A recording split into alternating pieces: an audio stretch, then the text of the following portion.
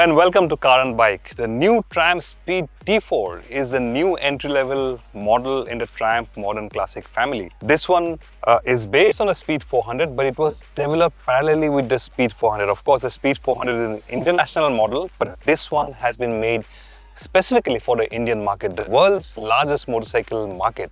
According to Triumph, the intent is very clear: to get more customers into the Triumph family, people who seem to favor the Royal Enfield 350s.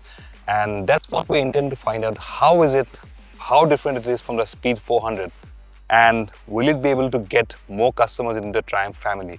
But before that, please do like the Car and Bike channel. If you haven't yet, hit that bell icon. And if you find this review informative, do consider sharing with someone who may be interested in knowing more about the new Triumph Speed T4.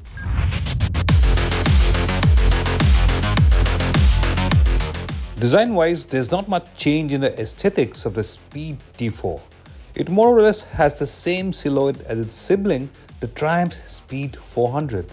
But the gold-finished upside-down forks are replaced by conventional telescopic forks, and the exhaust now wears a blacked-out look, as does the throttle body covers and the handlebar. And there are new graphics as well on the fuel tank and side panels. The 17-inch wheels are shod with tires of different construction, MRF Zappa bias-ply tires, and not Vredestein Centauro radial tires that the Speed 400 now gets. And tire sizes are slightly different as well. While the T4's front tire gets a thinner sidewall, the rear tire width is less than the Speed 400's. The wheelbase has increased, and to compensate for that, the steering geometry has been changed. Ground clearance has also changed to 170 mm. On the spec sheet, the Triumph T4 seems to outgun the Royal Enfield 350s on every other parameter. There's more power, more torque, a wider usable engine range with a freer revving engine, less weight, wider tires, and even a 6-speed gearbox with a slip and assist clutch. So does it make for a good choice? Better than a Royal Enfield 350, or a more practical choice than the Speed 400?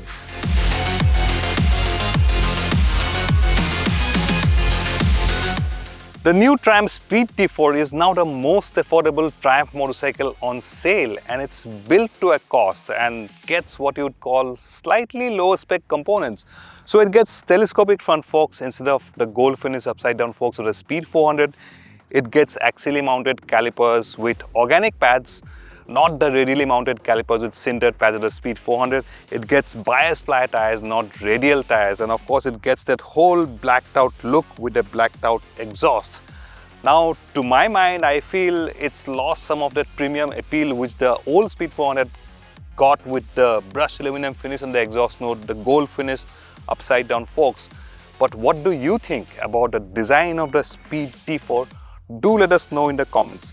And of course, the internals of the exhaust have also been changed on the Speed T4, so it gets a slightly different exhaust note. Let's hear what it sounds like.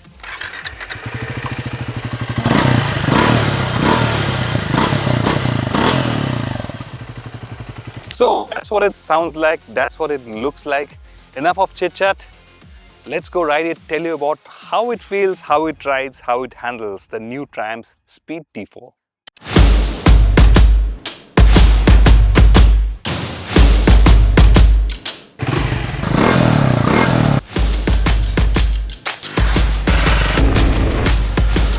In city speeds, the low end grunt of the engine is immediately noticeable and evident, which makes it feel quite urgent.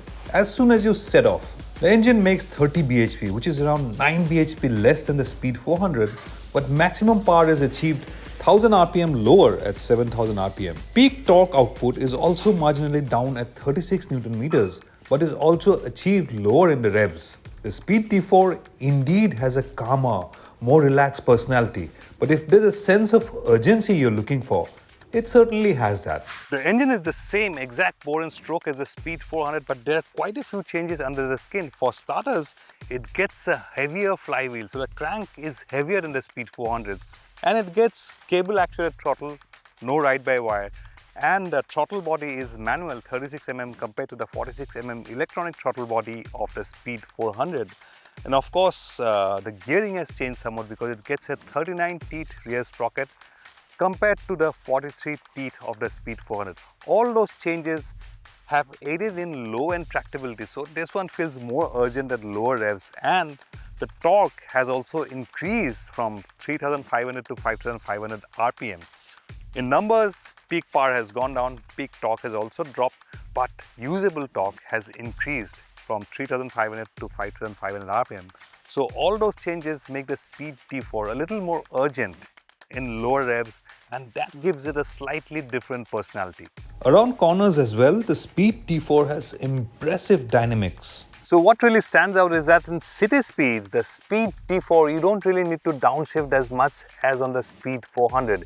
It's got a chilled out, easygoing vibe, but there's no dearth of performance, and you can sit at 100 kilometers per hour quite comfortably and still got enough shove to go to 120, 130 kilometers per hour.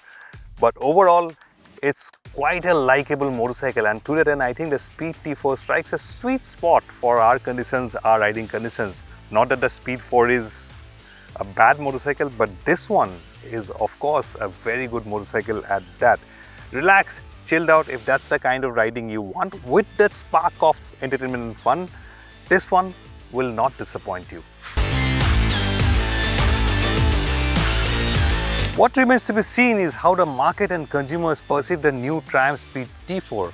After all, it's still a compact motorcycle, it's still not a substantial motorcycle, and consumers in this segment want a little bit more bling, some more chrome, some more brushed aluminum perhaps. Perhaps with the same set of tune, a lazier chassis, a slightly more substantial, a longer wheelbase with more chrome and more flashier elements would have made this a slightly more desirable motorcycle. Something like a Bonneville 400 perhaps? Let us know what you think about that idea. In the end, the Triumph Speed T4 is quite a nice motorcycle actually. It's a great motorcycle and it's got an easygoing character, it got loads of low-end torque and quite fun to ride. But what matters to the consumer is of course desirability and road presence, and I think to that end, the Speed T4 still lacks that spark, that desirability, and I think to get more numbers for Triumph in that segment, it still needs to play catch up. But overall, as a motorcycle, it's a great motorcycle. But what do you think? Would you have liked more chrome, more bling? Let us know in the comments.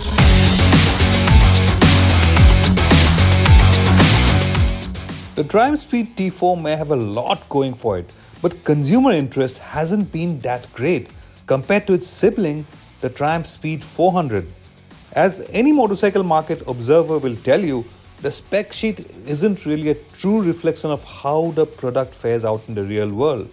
After all, consumer preference is more complex than just offering a great product. And that's what the Triumph Speed T4 must capture, the heart of the consumer. And winning hearts isn't so easy, no matter how good you are.